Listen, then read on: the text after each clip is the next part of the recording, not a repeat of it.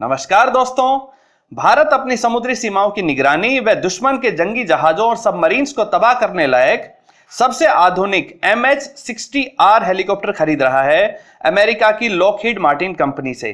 कितना दमदार और शक्तिशाली है यह हेलीकॉप्टर, इसकी खासियतें क्या हैं जो इसे बनाती हैं सबसे बेहतर, और क्या यह 26/11 जैसे मुंबई हमलों को रोक सकता है, और क्या यह हमारे जहाजों को सोमालिया के लुटेरों से भी बचा सकता है।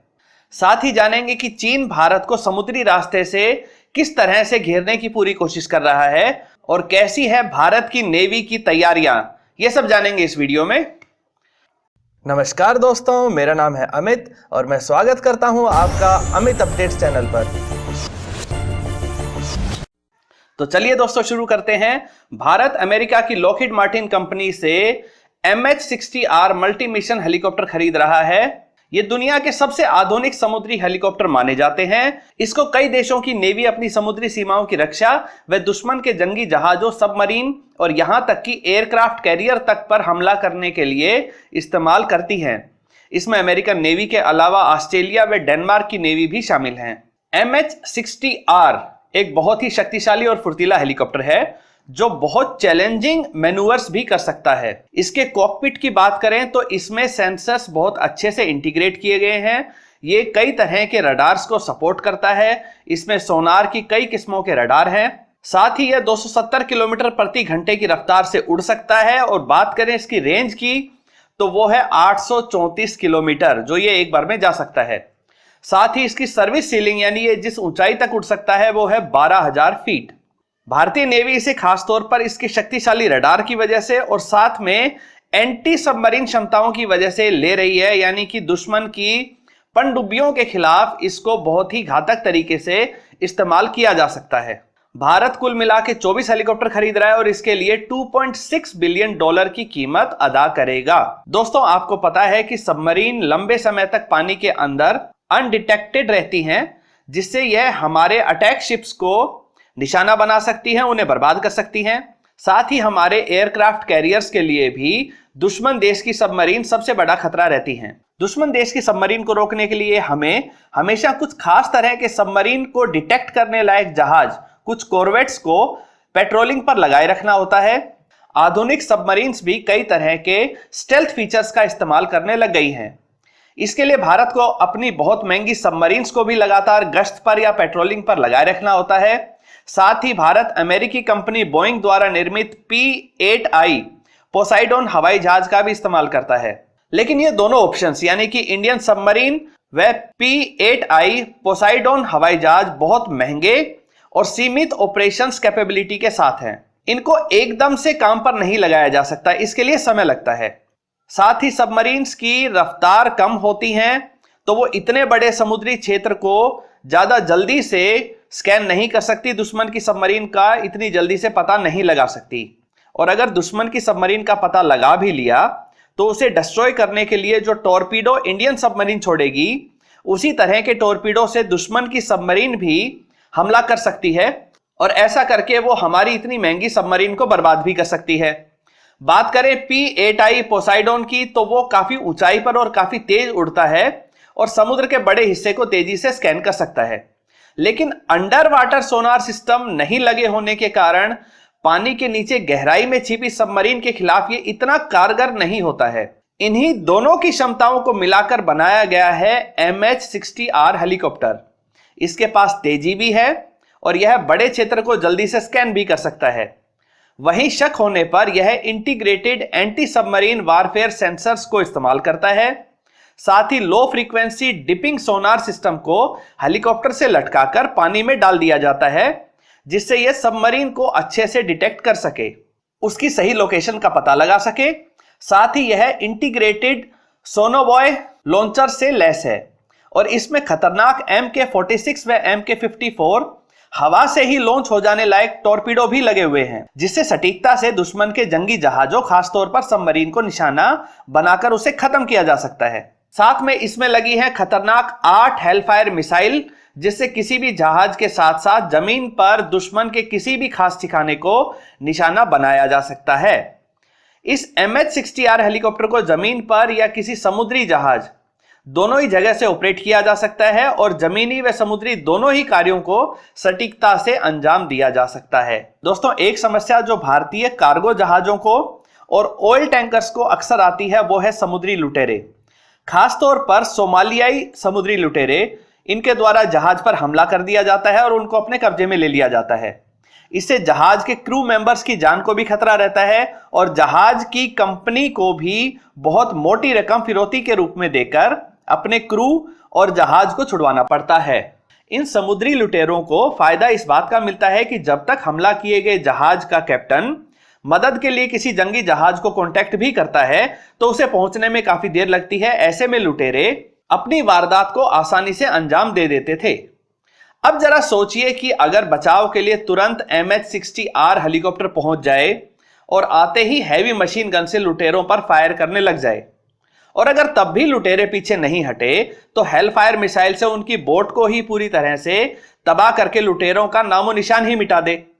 अगर समुद्री लुटेरों को पता हो कि भारतीय जहाजों की रखवाली के लिए यह हेलीकॉप्टर आएगा जरूर, तो क्या वो कभी भारतीय जहाजों की तरफ मुंह उठाकर देखेंगे? इसी तरीके से इस हेलीकॉप्टर को यूज करके हम मुंबई में हुए 26/11 जैसे आतंकवादी हमले को भी रोक सकते हैं, क्योंकि ये हमलावर भी, ये आतंकवादी भी समुद्री रास्ते से तेज रफ्तार वाली बोट से आ जाते हैं। अगर समय रहते हमारे पास इस तरह के हेलीकॉप्टर हो जो उनको दूर से ही स्कैन कर लें, दूर से ही उनको ट्रेस कर सके और शानदार मिसाइलों से उनको वहीं पर खत्म कर दें, जिससे भारत के ऊपर इस तरह के हमले ना हो पाएं। साथ ही स्मगलर्स जो ड्रग की तस्करी करते हैं, खतरनाक ड्रग्स जैसे हेरोइन आदि, वो जिस तरह की तेज रफ्तार बोट का इस्तेमाल करते हैं, वो भी इस हेलीकॉप्टर के सामने कुछ भी नहीं है। ये हेलीकॉप्टर उन्हें आसानी से रोक सकता है, इंटरसेप्ट कर सकता है, उन्हें बर्बाद कर सकता है। और अगर फिर भी कुछ तस्कर अगर जैसे तैसे बच के हाई टाइड का फायदा उठाकर कच्छ के रण इलाके में, दलदली इलाके में भी आ जाते हैं जहां दूसरे जहाज उनका पीछा करते हुए नहीं आ सकते,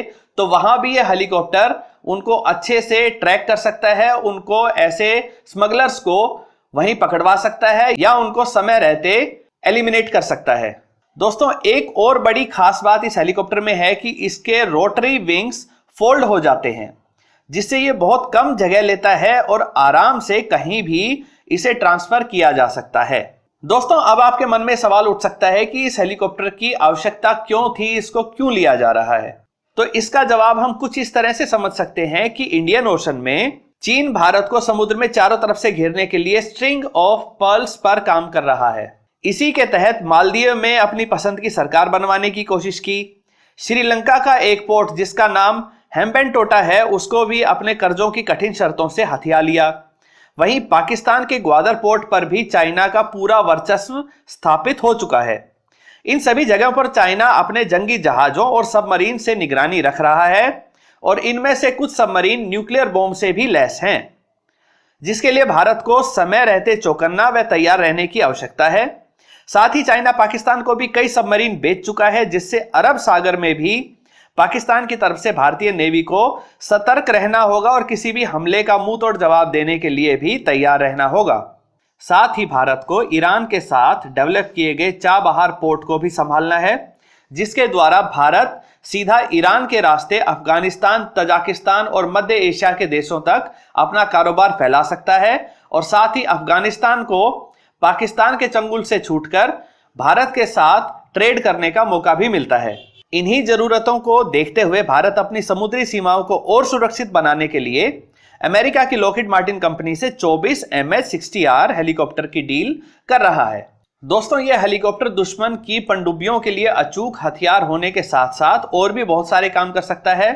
इस हेलीकॉप्टर से वर्टिकल रिप्लेनिशमेंट का भी काम किया जा सकता है, यानी कि इमरजेंसी के समय जरूरी उपकरण, हथियार, दवाइयां या खाने का सामान एक रस्सी के माध्यम से लटकाकर शिप तक पहुंचा दिया जाता है। इसी तरह से समुद्र में लापता हुए लोगों के लिए इस हेलीकॉप्टर से सर्च एंड रेस्क्यू ऑपरेशन भी चलाए जा सकते हैं। अब आपके मन में एक सवाल उठ सकता है कि भारत के पास क्या इस तरह के हेलीकॉप्टर कभी नहीं थे? तो ऐसा नहीं है कि भारत के पास इस काबिलियत के हेलीकॉप्टर थे ही नहीं। भारत के पास ब्रिटेन का बना हुआ सी किंग हेलीकॉप्टर भी था, जो एंटी सबमरीन को ट्रैक करके टॉर्पीडो से मारने की क्षमता रखता है, पर यह बहुत पुराने हो चुके हैं।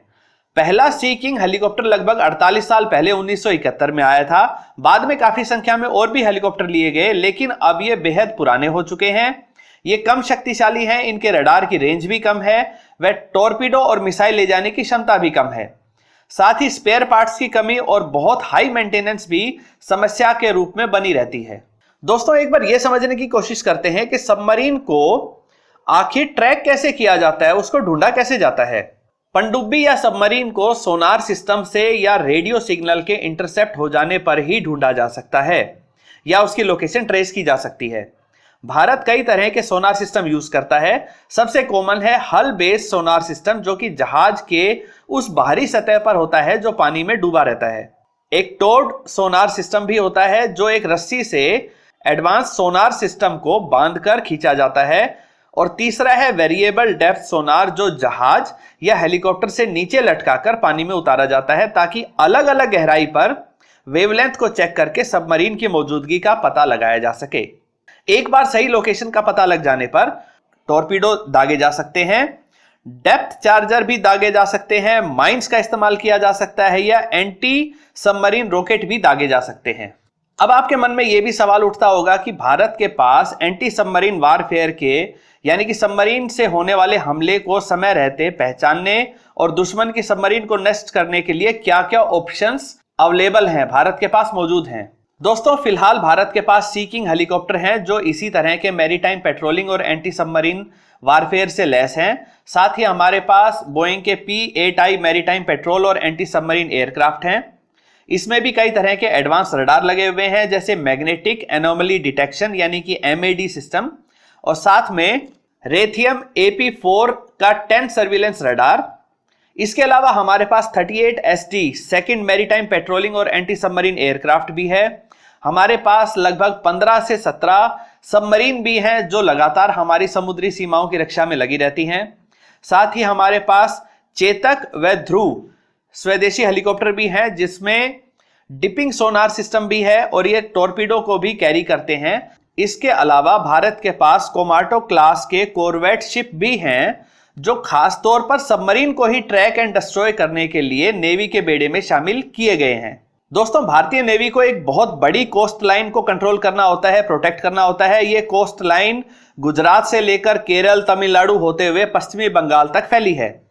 फिलहाल इस इलाके में नेवी बहुत ताकतवर है, परंतु उसे चाइना की तरफ से होने वाली भविष्य की चुनौतियों के लिए तैयार रहना होगा। दोस्तों, आपको क्या लगता है, इस हेलीकॉप्टर को लेकर भारत ने अच्छा काम किया है या उसे भारतीय अटैक हेलीकॉप्टर्स को ही ज्यादा विकसित करना चाहिए था? और साथ ही ये भी बताइए कि क्या भारतीय नेवी की तैयारियां आप पर्याप्त मानते हैं, उससे सेटिस्फाइड हैं या नहीं? दोस्तों, उम्मीद करता हूं ये वीडियो आपको पसंद आई होगी। अगर आपको ये वीडियो अच्छी लगे तो इसे लाइक करिए, दोस्तों के साथ शेयर करिए और चैनल को सब्सक्राइब करना ना भूलें। नमस्कार।